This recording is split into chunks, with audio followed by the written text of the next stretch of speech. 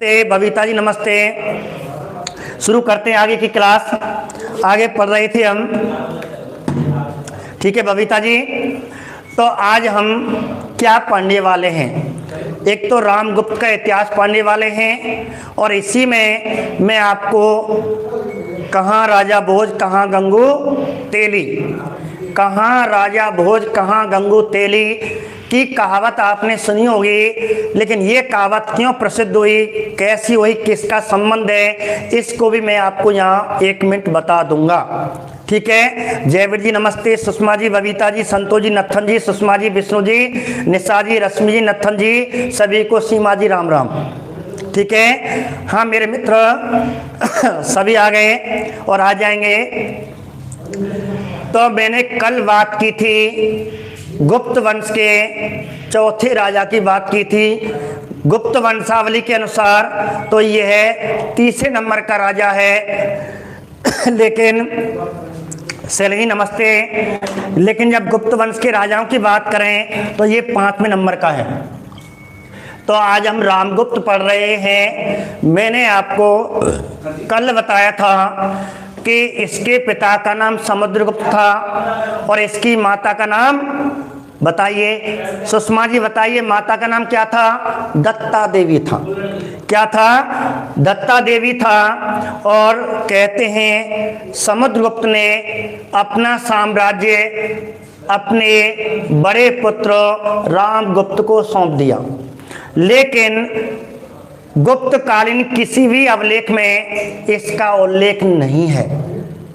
अब ये क्वेश्चन आपको दत्ता देवी, बहुत बढ़िया रश्मि जी, दत्ता देवी ध्यान रखना। यूपी में पिछली बार यूपी में टीजीटी का पेपर हुआ था, उसमें 4 राजा गुप्त काल के दे रखे थे और 4 रानियां सुमिलित करने के लिए बताई थी। कौन सी रानी कौन सी राजा से सुमिलित नहीं है, ऐसे प्रश्न आते हैं। दत्ता देवी ये भी था। तो कहा जाता है, लेकिन गुप्तकालीन अभिलेखों में गुप्त वंशावली में रामगुप्त का नाम नहीं मिलता, नहीं मिलता। अब हम क्यों पढ़ा रहे हैं? लेकिन कुछ ऐतिहासिक गुप्तकालीन कुछ ग्रंथ हैं, कुछ गुप्तोत्तर कालीन हैं, कुछ राजपूत काल के ग्रंथ हैं, कुछ मध्यकाल के ग्रंथ हैं जिनमें इसका उल्लेख मिलता है। यही पेपर फर्स्ट ईयर में आया था कि कौन से ग्रंथ में रामगुप्त का उल्लेख नहीं मिलता, कौन से ग्रंथ में नहीं मिलता, कौन से ग्रंथ में नहीं मिलता। 4 ऑप्शन दे रखे थे। कूट वाला प्रयोग था, अभी फर्स्ट ईयर लेक्चर का एग्जाम हुआ, ये क्वेश्चन आया तुषार जी। तो मैं आपको जो ग्रंथ लिखाता हूँ वो ग्रंथ दे रखे थे। अब मैं आपको जो ग्रंथ लिखा रहा हूँ, तो जानकारी के स्रोत रामगुप्त का उल्लेख गुप्त वंशावली में नहीं है, एक बात ध्यान रखना। लेकिन अर्थात गुप्तों के अभिलेखों में नहीं है, लेकिन कुछ ग्रंथों में इसका उल्लेख मिलता है। अर्थात जानकारी के स्रोत, जानकारी के साधन, अर्थात रामगुप्त के बारे में किन स्रोतों से इसकी जानकारी मिलती है। तो आपको कुछ ग्रंथ याद रखने हैं। अब मैं आपको ग्रंथ बता रहा हूं कौन कौन से। नंबर 1, ठीक है, नंबर 1 देवी चंद्र गुप्तम। फटाफट बता दीजिए। मैंने बताया बहुत सही, आपका आंसर सही है। रश्मि जी विशाख दत्त, तो इसका आंसर हो गया विशाख दत्त। ठीक है। अब मैं आगे पूछूंगा, तैयार रहें। पीछे आप रिवाइज कर रहे नहीं कर रहे, मैं आपसे पूछूंगा। विशाख दत्त। सभी आंसर कमेंट देना चाहिए, इससे क्या आप एक्टिव रहते हो, पढ़ाई में मन लगता है। अपनी उंगली अपने फोन पे चलाएं। उमेश जी आप आंसर लिखोगे तो आपको जो मान लो हम रिवाइज कर रहे हैं, ठीक है। रफ कॉपी में जैसे रिवाइज करते हैं तो कमेंट भी रफ कॉपी मानो लिखा करो। कोई भी आपको इस राजा के बारे में, इस ग्रंथ के बारे में कोई बात आपको याद आ जाए जो इम्पोर्टेंट है, उसको कमेंट में लिख दिया करें, जिससे क्या आपका रिवाइज हो जाएगा और आपके जो साथी उनका भी रिवाइज हो जाएगा। जरूर ये आज से अच्छी आदत पाल लो। जब भी आप लाइव क्लास देखें, किसी की बात विशेष चल रही हो, उसके बारे में आपको अच्छा इंपोर्टेंट क्वेश्चन दिखाई दे रहा हो, उसको कमेंट में लिख दिया करें। विजय फौजदार जी नमस्ते। ठीक, एक बात तो देवी चंद्रगुप्तम विशाख दत्त की पुस्तक है। दूसरी पुस्तक जिसके बारे में रामगुप्त का उल्लेख मिलता है, ठीक है, रेणु सहगल जी, विष्णु जी, नरदेव जी, आज से बढ़िया आदत मैंने आपको बताई। दूसरी किताब ये गुप्तकालीन ग्रंथ है, एक गुप्तोत्तरकालीन ग्रंथ जिसका नाम है हर्षचरित्र। बताइए किसका है? ठीक है, हर्षचरित्र किसकी है? बाणभट्ट की। उमेश जी ने आंसर बताया बाणभट्ट की है, बहुत बढ़िया। तो इसका आंसर हो गया बाणभट्ट। अब बताइए, बाणभट्ट ने एक और प्रसिद्ध ग्रंथ लिखा, दो प्रसिद्ध ग्रंथ हैं बाणभट्ट के, बताइए। राज्य कवि था, इसका एक अन्य ग्रंथ बताइए जो प्रसिद्ध है, जो आपको रीट लेवल का इंपोर्टेंट ग्रंथ है। बहुत बढ़िया निशा जी, कादम्बरी, बहुत बढ़िया निशा शर्मा जी ने आपने आंसर सही बताया। इसका अन्य ग्रंथ है कादम्बरी। ये किसके समकालीन था? राजा हर्षवर्धन के समकालीन था, उसका राज्य कवि था। एक बात इतना ही आपको याद करना है, ठीक है। फिर हम गुप्तोत्तर काल, जैसे गुप्त काल खत्म हो जाएगा हम आपको हर्षवर्धन ही पढ़ाएंगे, ठीक है, बहुत बढ़िया। इस ग्रंथ में रामगुप्त का उल्लेख मिलता है। जो गुप्तोत्तर कालीन ग्रंथ है, ये गुप्तकालीन ग्रंथ है, ये गुप्तोत्तर कालीन ग्रंथ है। मैंने आपको यहाँ बताया ये किसका राज्य कवि किसी का नहीं था, लेकिन समकालीन कह सकते हैं। अब ये क्वेश्चन आ गया कि इसे किसके समकालीन मान सकते हैं, इसे कुछ इतिहासकार इसे किसके समकालीन मानते हैं, इसे ध्यान रखना। चंद्रगुप्त विक्रमादित्य, जिसे चंद्रगुप्त द्वितीय, इसी के बारे में रीट में 3 बार, 3 रीट के पेपरों में, 3 टेट के पेपरों में चंद्रगुप्त द्वितीय का क्वेश्चन आया है, उसमें चंद्रगुप्त द्वितीय ही आंसर था, ठीक है। क्योंकि इसके बाद आपको इसी राजा के बारे में बात करेंगे। अब विशाख दत्त का अन्य ग्रंथ कौन बताएगा? एक और ग्रंथ प्रसिद्ध है जिसे मैं मौर्य काल में बता चुका हूं। हाँ जी, अब बताइए विशाख, बहुत बढ़िया। निशा जी ने मुद्रा राक्षस बताया, बहुत बढ़िया। ये है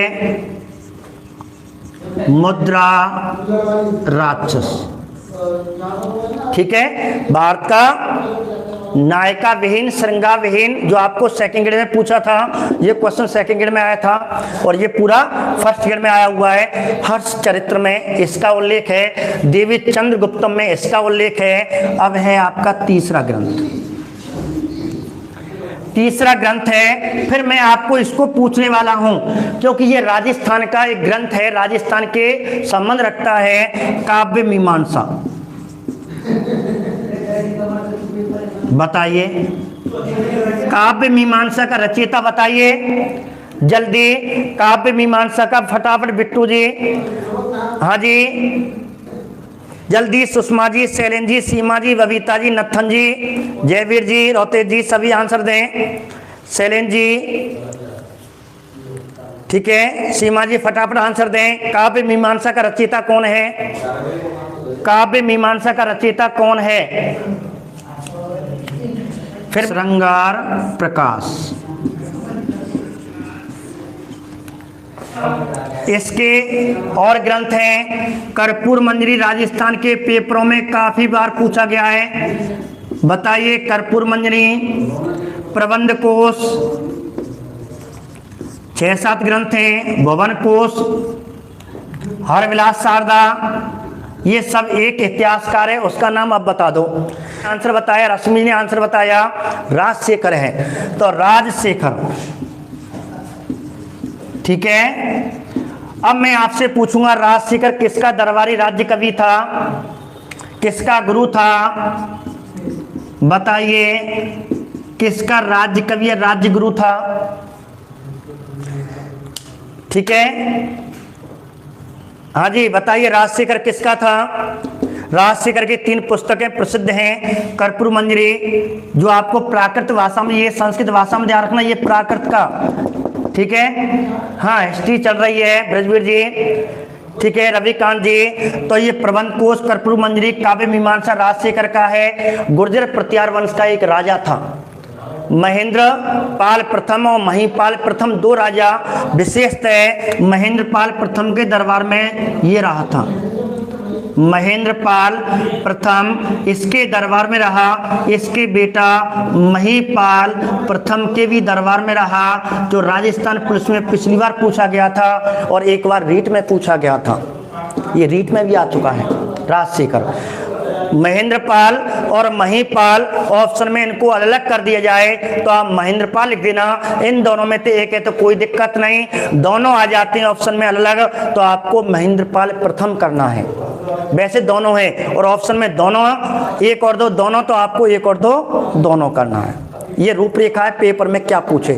तो गुर्जर प्रतिहार वंश के राजा महेंद्रपाल प्रथम महिपाल प्रथम के दरबार में राजशेखर रहता था, लेकिन राजगुरु किसका था? ये महेंद्रपाल का था और दोनों का ये राज्य कबीरा है।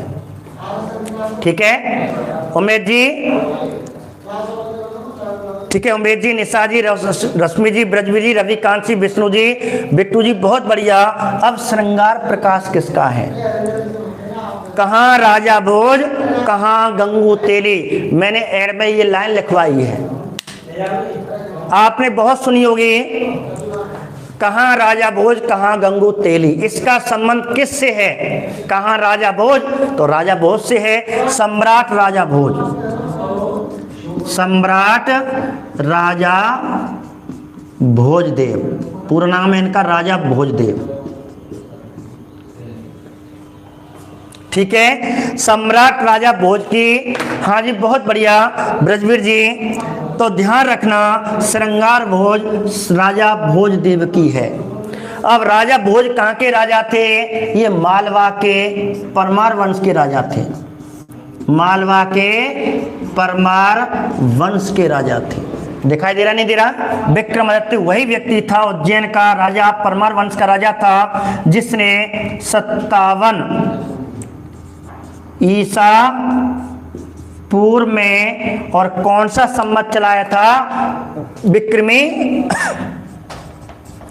विक्रमी संवत चलाया था, जिससे हमारे प्राचीन ग्रंथों में इसका बहुत उल्लेख है और आज भी भारत में इसका उल्लेख कर लेते हैं। ठीक है, ध्यान रखना इस बात को। 14 विक्रमादित्य हुए, हेमू 14वां विक्रमादित्य था। ये पेपर में हमारे पूछा जा सकता है। पहला विक्रमादित्य आपको उज्जैन के परमार वंश का राजा था और कहते हैं उज्जैन के परमार वंश के राजा में कुल 24 राजा हुए थे। कुल 24 राजा हुए, जिसमें पहला राजा विक्रमादित्य था। इतिहास में केवल इतना याद रखना है, ये मालवा के परमार वंश का संबंध रखता है। इसने 57 ईसा पूर्व विक्रमी संवत चलाया था और नमे जो नमा राजा था, तो मालवा के परमार वंश में कुल 24 राजा हुए। पहला राजा ये हो गया, विक्रमादित्य हो गया, और नमे नंबर का राजा राजा भोज था। कहते इसने गजनवी तक को हराया था, गजनवी के समकालीन था, गजनवी के समकालीन था। उस समय कहते हैं अनेक आक्रमणकारी मुस्लिम अरबी आक्रमणकारी आए थे, गजनवी के मंत्री भी आए थे, उनको इसने सेना में हराया था। चालुक्यों को हराया, कलचुरी के राजाओं को हराया, गुर्जर प्रतिहारों को हराया, चौहानों को हराया, चाउमान वीरराम वीरराज, चाउमान वीरराज जो शाकंभरी का राजा था उसको इसने हराया।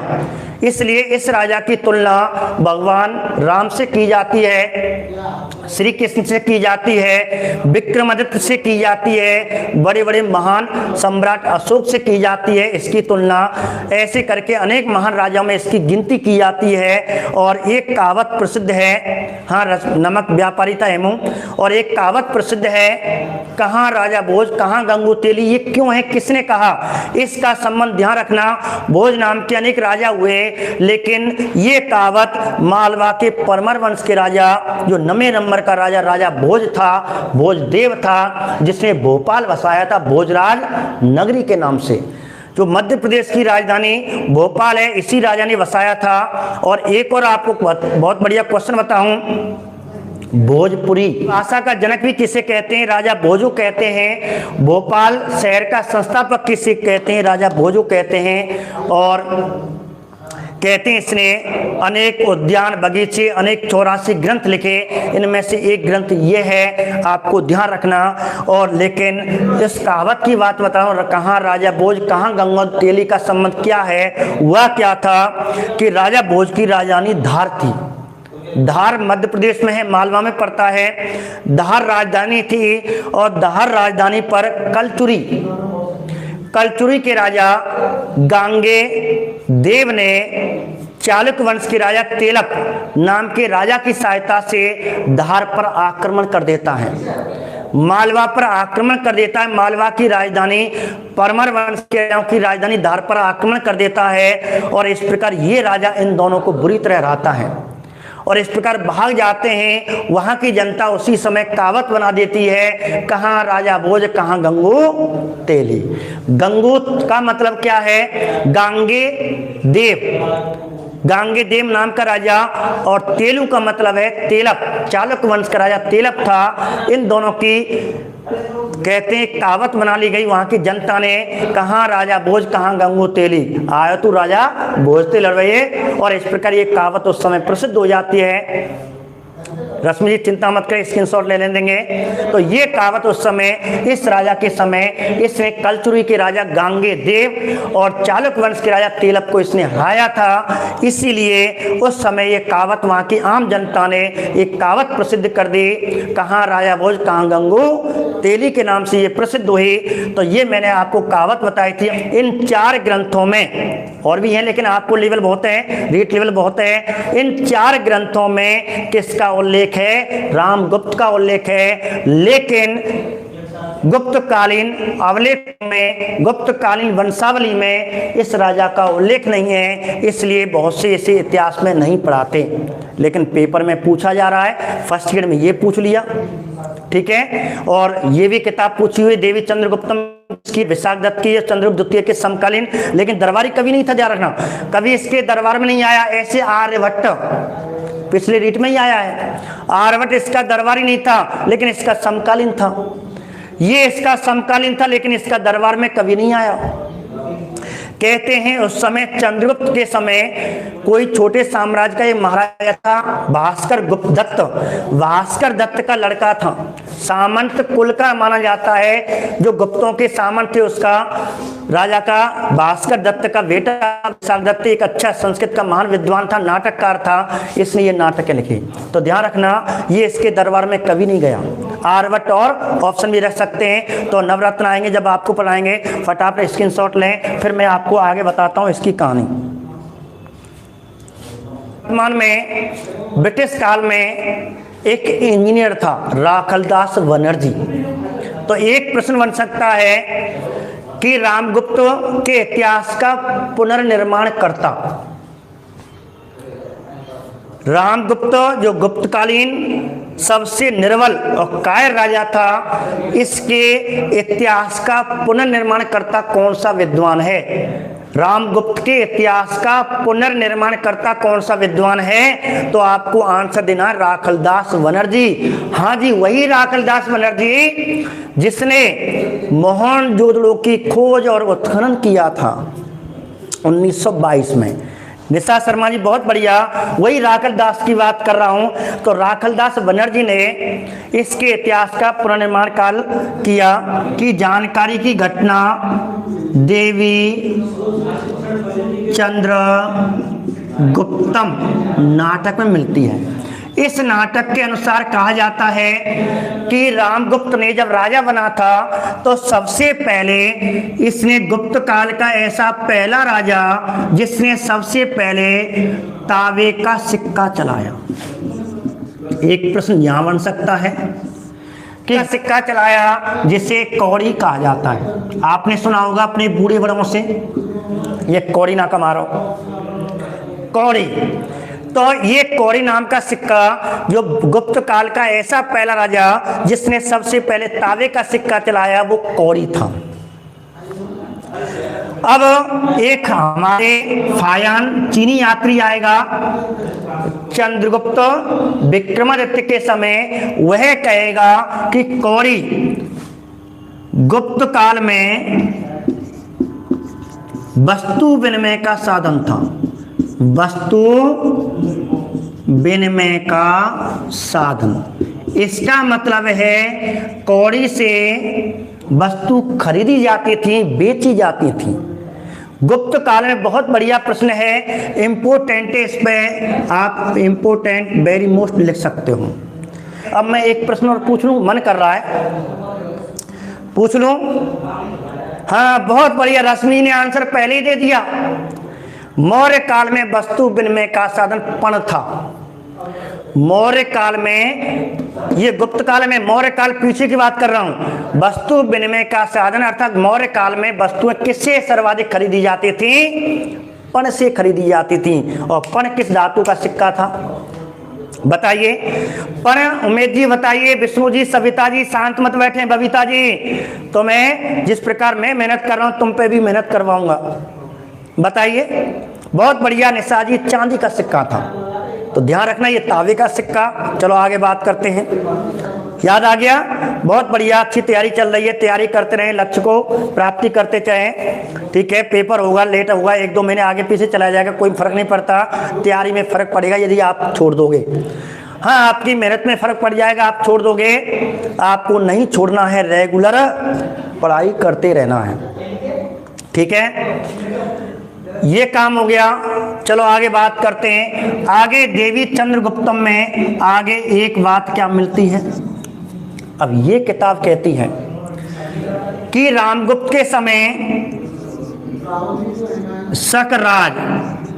शकराजपति या शकराज नाम का राजा था, जिन्होंने शक वंश के राजा क्षत्रप की उपाधि धारण करते थे, इसलिए इन्हें शक क्षत्रप भी कहते हैं। जिन्होंने गुजरात और कुछ एमपी के क्षेत्र पर अधिकार कर लिया था, पश्चिम भारत में अधिकार कर लिया था। और उस समय इनकी राजधानी इन्होंने उज्जैन बना ली थी। उज्जैन पर अधिकार कर लिया था इन्होंने। ठीक है, रामगुप्त की क्या है? पाटलिपुत्र है। इसकी राजधानी क्या थी? उज्जैन। उस समय उज्जैन के राजा थे, काठियावाड़ क्षेत्र तक इनका साम्राज्य था। और कहते हैं शक राज नाम का एक राजा मिलता है जो शक वंश का राजा था, और शक साम्राज्य को चारों ओर से घेर लिया। गुप्त साम्राज्य को चारों ओर से आकाश जी घेर लिया। हाँ जी, बस वही कहानी आने वाली है। गुप्त साम्राज्य को चारों ओर से घेर लिया, इस प्रकार युद्ध हुआ। और कहते हैं, कोई कहता अलीपुर नामक स्थान पर। इसका जवाब कौन देता है? रामगुप्त देता है।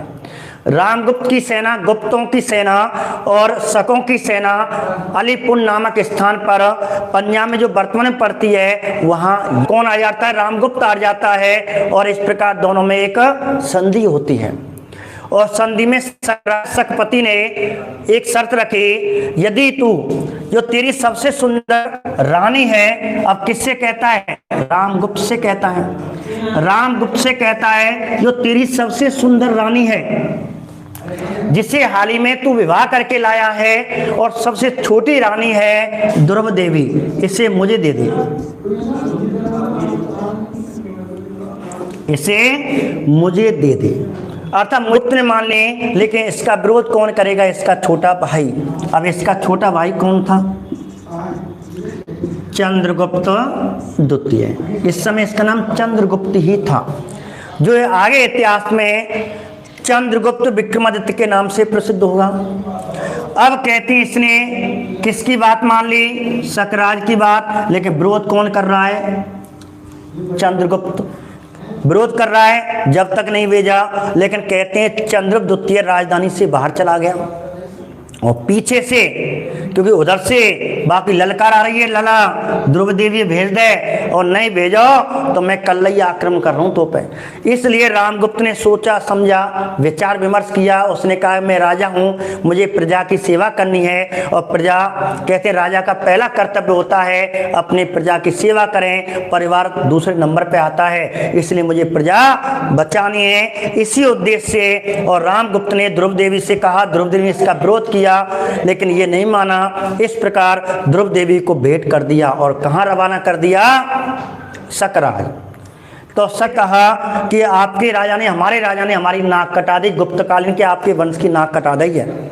आपके वंश की नाक कटा दई। जब इससे मालूम पड़ता है भाभी कहाँ भेज दई, दुश्मन के यहाँ।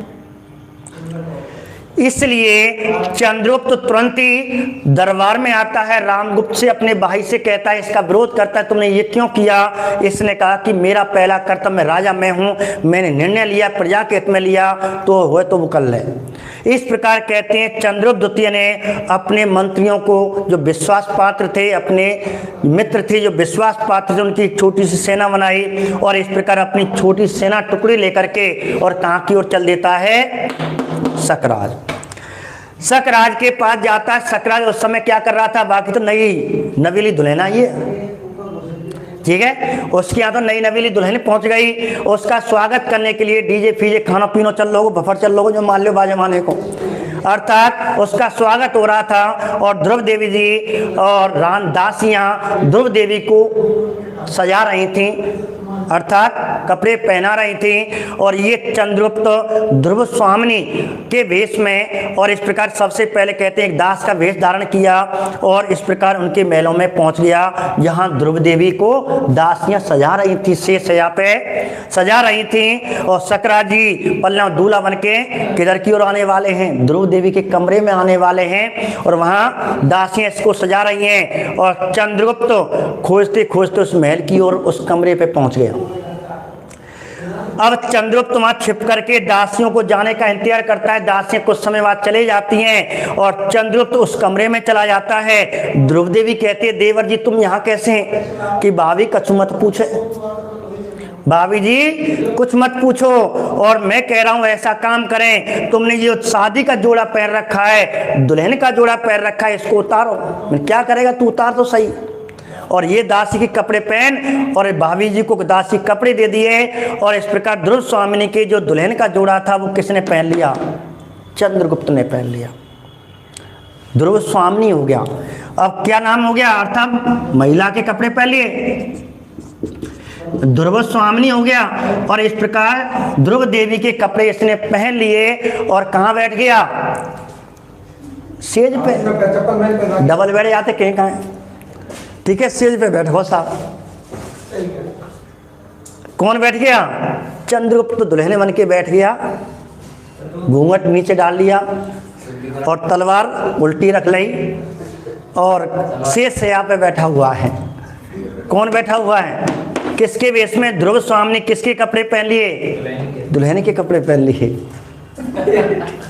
और बैठ जाता है और उल्टी रख ली तलवार और घूंघट डाल लियो और से सैया पे जाके बैठ गो, ठीक है, ठीक है।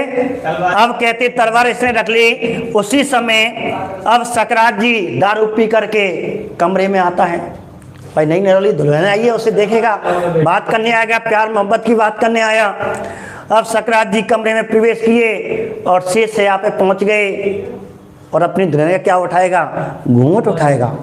रेणु जी, मनिक जी, बबीता जी, वास्तव में ऐसा हुआ या नहीं हुआ, अनेक ग्रंथ कहते, कुछ ग्रंथ इसका खंडन करते हैं, लेकिन कुछ ग्रंथ जो मैंने आपको बताई ये कहते हैं। और इसने दुल्हन का, अपनी दुल्हन का, नवीन दुल्हन का, हाँ जी सब जानते हैं, लम्बो घूंघट करो होगो, सुहागरात जिसे कहते हैं, वही रात थी, पहली रात, और उसने अपना उसका घूंघट उठाया और वहाँ कौन बैठे, और जैसी वहाँ ने उठाया और तलवार, और कौन की गर्दन कट गई, सकरात जी गए। सकरात जी गए और इस प्रकार अपनी भाभी से कहा, भाभी जी निकर, भाभी नीचे छुपा दी थी बेड के नीचे, और इस प्रकार निकाला उसको कपड़े, उसने दासी के कपड़े पहन रखे, इसने तुरंत ही दासी के कपड़े पहने और इस प्रकार दासी के कपड़े पहन करके और अपनी भाभी लेकर के 1 2 9 2 11 है, हाँ जी मनिक जी, 9 2 11 हो गया।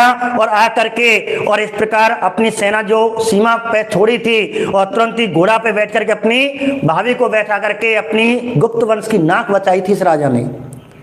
और इस प्रकार ध्रुव देवी अपनी भाभी को लेकर के और चल देता है अपनी सीमा की ओर, अपने साम्राज्य की ओर, अपने मगध की ओर। जैसे मगध की सेना रात्रि काल में देर रात चल रहे थे और रात्रि काल में रात्रि के 1 2 बजे पहुंचे और जब अपनी सीमा में आ गए, अब कहता भाभी अब कोई चिंता ना है। हरेंद्र जी ये क्या कहता है, अब भाभी अब कोई चिंता ना, अब दुश्मन हमारे पीछे नहीं करेगा, अब हम थक गए सुबह से चलिए आ रहे, फिर आपके यहाँ पहुंचे, फिर हम आए और इस प्रकार अपनी सेना अपने मित्रों से कहा भाई अब रुक ले हो, दिन है बार है। जंगल में पहुंच गए, मगध के जंगलों में, और प्रातः काल होते अपने महल में पहुंच जाएंगे। अब तो दुश्मन आ सके, हमारा क्षेत्र आएगा। हाँ जी, हमारा क्षेत्र आ गया। और इस प्रकार कहते हैं ध्रुव देवी अपना मुंह धोना या आग फाग जलाई होगी, बैठे होंगे शांति से। और 1-2 घंटे बाद जैसे प्रातःकाल होने वाला है, मगध में तो आ गए। अब कहते हैं चल देने लगते हैं अपने अपने घोड़े पे। अब भाभी जी के कहते हैं भाभी जी बैठो घोड़ा पे। अब भाभी जी नाराज, मैं ना जा रही, मटक गई, रूस गई। मैंने भाभी जी अब क्या हो गया, अब तो हम तो तुम्हें दुश्मन से ले आए कि मुझे नहीं जाना तुम्हारे भाई के दरबार में। क्यों? आज तुम थोड़ा लाए, कल फिर भेज देगा, कल कोई दुश्मन आक्रमण कर देगा, फिर मुझे दे देगा। मैं तो ऐसी घूमती रहूंगी, ये मेरा पति नहीं है। मैंने तो जैसे इसने मुझे त्याग किया, मैंने इसे अपना पति, मैंने तो समझा मेरा पति मर गया। ठीक है, मैं इसके इस प्रकार ध्रुव देवी ने जाने से मना कर दिया। काफी मंत्रियों ने इसको समझाया। अंत में ध्रुव देवी ने कहा कि देवर जी चलूंगी तो एक शर्त पे चलूंगी, देवर जी चलूंगी तो एक शर्त पे चलूंगी। मैंने क्या? कि मैं तुमसे विवाह करूंगी, मैं तेरी है कि चलूंगी, तेरे भैया की नहीं बनूंगी, मैं तेरी बनूंगी। इस प्रकार कहते हैं चंद्रगुप्त ने ध्रुव देवी का ये प्रस्ताव स्वीकार किया। माने ठीक है, मैं तेरे से विवाह कर लूंगा। नहीं, विवाह होगो अभी, कोई पता ना तू मुड़ जाए, विवाह होगो यहीं। और इस प्रकार देख अग्नि जल रही है, बाराती तेरे हते ही हैं। और इस प्रकार वहीं बरमाला फूल फल बनाई होंगी फटाफट। बरमाला इस प्रकार इससे विवाह किया और दूल्हा दुल्हन के रूप में और किसके दरबार में उपस्थित हो गए? अपने भैया रामगुप्त। रामगुप्त कह रहा तू कौन है? ये कहा भयो, ये बरमाला का चक्कर का है कि बरमाला छोड़, राजगद्दी छोड़, बरमाला हुए छोड़ दे। मैं तेरी नाव में कौन की हूं? मैं तो इस समय हो गई तेरे भाई की, और इस प्रकार चंद्रगुप्त की हूं मैं। और इस प्रकार कहते हैं रामगुप्त ने लेकिन सीट नहीं छोड़ी, राजगद्दी नहीं छोड़ी। इस प्रकार ध्रुव देवी के उकसाने पर और चंद्रगुप्त ने अपने बड़े भाई को मार दिया। किसको मार दिया? अपने बड़े भाई को मार दिया, अपने बड़े भाई को मार दिया। और इस प्रकार चंद्रगुप्त द्वितीय और राजा बनेगा गुप्त वंश का राजा 380 से 412 ईस्वी में। कत्लेआम कर दिया। क्यों किया? क्योंकि इसका भाई निर्बल था, कायर था, प्रजा के हित में नहीं सोचता था, युद्ध करना नहीं जानता था। महिलाओं का अत्याचार, महिलाओं का दुष्प्रभाव हो गया, महिला की जान नहीं बचा पाया। ठीक है, हाँ जी, रेणु जी, मणि जी, सुषमा जी, ऐसा हुआ। और इस प्रकार कहते हैं ध्रुव स्वामिनी के भेष में चंद्रगुप्त ने पहले सबसे पहले सकराज को मारा और फिर अपने भाई को मारा। और इस प्रकार राजगद्दी, हथियाली राजगद्दी पे बैठ गया, जो आगे चंद्रगुप्त विक्रमादित्य के नाम से प्रसिद्ध हुआ। हाँ जी, 380 से 412 ईस्वी। सीमा होलकर जी। अब मैं आपको रिवाज दोबारा कराता हूं, इसके बारे में क्या क्या प्रश्न बनता है। सबसे पहला प्रश्न बनेगा कि रामगुप्त के बारे में जानकारी का मुख्य स्रोत क्या है। आपको मुख्य स्रोत 4 ग्रंथ दे दे अलग, तो आपको देवी चंद्रगुप्तम करना है, जो विशाख दत्त की पुस्तक है। या जानकारी कौन कौन से स्रोत है, तो मैंने आपको 4 ग्रंथ लिखाए थे। देवी चंद्रगुप्तम जो विशाख दत्त का है, दूसरा हर्ष चरित्र कौन का है? बाण भट्ट का है। तीसरा काव्य मीमांसा राजशेखर का है। चौथा श्रृंगार, ठीक है, बताया था वो किसका है? आपका राजा भोज का है। ये 4 ग्रंथ याद रखने। दूसरी बात याद रखनी है कि रामगुप्त के इतिहास का पुनर्निर्माण करता विद्वान कौन है? कौन है? राखलदास बनर्जी है। इसके समकालीन किसने आक्रमण किया था? किस गुप्त वंश से किस राजा के समय शकों ने आक्रमण किया? तो रामगुप्त आएगा। शकों ने आक्रमण किया किसके काल में किया? रामगुप्त के काल में। समुद्रगुप्त ने तो शकों को अपना सामंत बनाया था, लेकिन इसने उनको, कहते हैं आक्रमण हुआ, ये उनसे हरा, निर्बल राजा है। अगला प्रश्न बनता है कि इस घटना का उल्लेख, जो मैंने घटना बताई थी ध्रुव स्वामिनी की घटना का उल्लेख कौन से ग्रंथ में मिलता है? सबसे पहले घटना कौन से ग्रंथ में मिलती है? देवी चंद्रगुप्त में मिलती है। इस प्रकार देवी चंद्रगुप्तम के अनुसार कहते हैं रामगुप्त ने अपनी सबसे सुंदर रानी ध्रुव देवी को शकों के वैसे, शक राजों के वैसे और किसको भेंट कर दिया, शकराज को भेंट कर दिया। जब उससे छोटे भाई को मालूम पड़ती है तो चंद्रगुप्त अपने विश्वास पात्र सैनिकों को लेकर ध्रुव स्वामी के वेश में और कहाँ पहुंच जाता, ध्रुव देवी के कमरे में पहुंच जाता है। ध्रुव देवी के सामने शकराज की हत्या कर देता है, वहां से ध्रुव देवी को आजाद कराता है और अंत में कहते हैं रामगुप्त की हत्या चंद्रगुप्त द्वितीय ने कर दी। इस प्रकार मगध का राजा बन गया। तो ये आपको याद करना है। दूसरी आपको कौड़ी याद करनी है। गुप्त वंश का पहला राजा जिसने सबसे पहले तांबे का सिक्का चलाया उसे क्या कहते हैं, कौड़ी कहते हैं। तो सबसे पहले रामगुप्त ने तांबे का सिक्का चलाया जिसे कौड़ी कहते हैं। गुप्त काल में सबसे ज्यादा वस्तु किस धातु से, कौन से सिक्के से खरीदी जाती थी, कौड़ी से। कौड़ी किस धातु का है, तांबे का।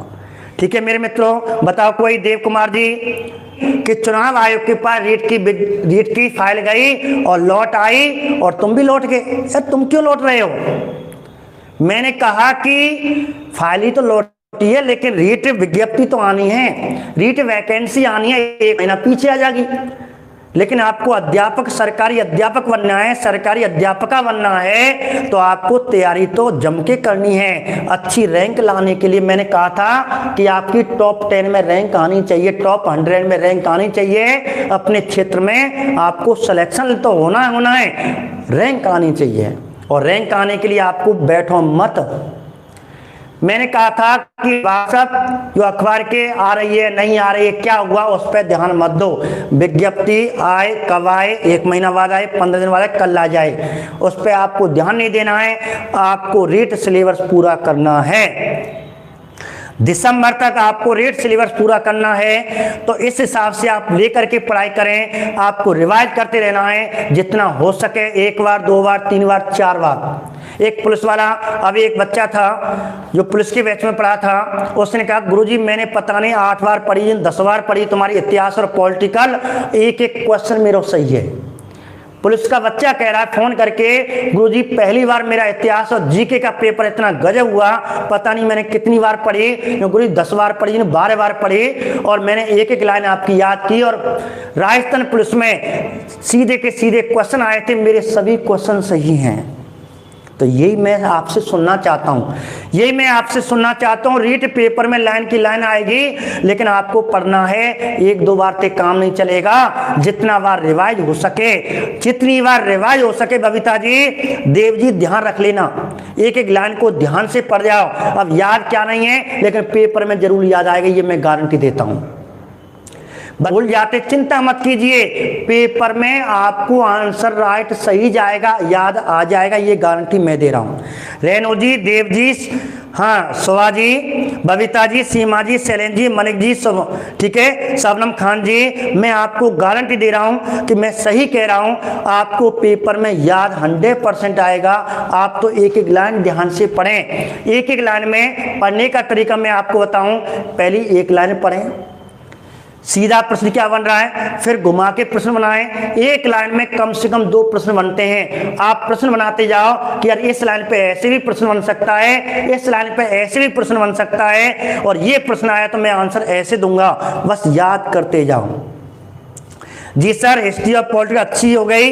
रश्मि जी, बहुत बढ़िया, आपको अच्छी होगी। और मैं कहता हूं कि आपके 25 क्वेश्चन आने वाले हैं, 5 राजस्थान इतिहास के भी आने वाले हैं। मैं कहता हूं 25-26 क्वेश्चन, 30 में हिस्ट्री में और पॉलिटिकल के कुल 30 क्वेश्चन आने वाले हैं। 25-26 क्वेश्चन आराम से सही जाएंगे, ये गारंटी मैं दे रहा हूं। क्यों बच्चे, आरकस आगे, आरकस आलसी नहीं बनना है, आपको नियमित पढ़ाई करनी। फिर तो हमारे किसी हम नहीं ले रहे लाइव क्लास, हम भी बंद कर देंगे, कह देंगे यार पीछे ले लेंगे, अभी तो पेपर ना है। नहीं, हम चाहते हैं आपकी क्लास नियमित चले, आपका सिलेबस आराम से, बहुत बढ़िया तरह से। आपने देखा है, आपने ऑफलाइन में भी पढ़ा होगा, कुछ ना कुछ मैंने कम तो बताया नहीं, ज़्यादा ही बताया होगा। ये पेपर कोई आ भी जाए, डंका आपका ही, चिंता मत कीजिए, डंका आपका ही बजेगा, चिंता मत कीजिए। मैं आपको अपनी प्रशंसा ना करके, अपना वर्चस्व ना करके, मैं तुम्हारा वर्चस्व बनाना चाहता हूँ। आपका जिंदगी भर नाम रहे, मेरा 1 साल 2 साल तक आप नाम याद रखोगे, लेकिन जिंदगी भर आपका परिवार आपको साथ देगा, क्योंकि आप परिवार को लेके चलना है। ठीक है, ठीक है। विज्ञप्ति आ रही है, नहीं आ रही है, फाइल गई नहीं गई, उससे कोई मतलब नहीं, क्योंकि मुझे अच्छी रैंक चाहिए, आप सबकी रैंक चाहिए, आपको सिलेक्शन चाहिए। मैं सब जानता हूँ, मेरे टच में कुछ लड़के लड़कियां, विद्यार्थी, स्टूडेंट सभी लगे हुए हैं। कोई अपना परिवार से संबंध रखता है, कोई परिवार में सही है गलत है, हम सब जानते हैं आप कितनी मुसीबतों में पड़ रहे हो, लड़की हो या लड़का हो।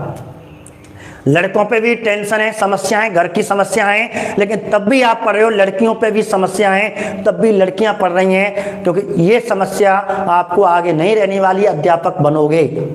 ठीक है सर, आपकी टीचिंग सुपर है। सीमा जी नमस्ते, बहुत बहुत धन्यवाद। सुषमा जी, तो मैं क्या कह रहा हूँ, ठीक है, जिस प्रकार आप घर में समस्याओं को समाधान करते हुए, त्याग करते हुए आगे बढ़ रहे हैं, तो ऐसी नियमित पढ़ाई रखना। ठीक है, क्लास मत छोड़ देना, जरूर आना। कोई दिक्कत है, मैं आपको एक्स्ट्रा चीज़ इसमें बताऊंगा, आप यहाँ से स्क्रीनशॉट ले सकते हैं। कल आपकी क्लास आगे चंद्रगुप्त विक्रमादित्य पढ़ेंगे। ठीक है, नमस्कार।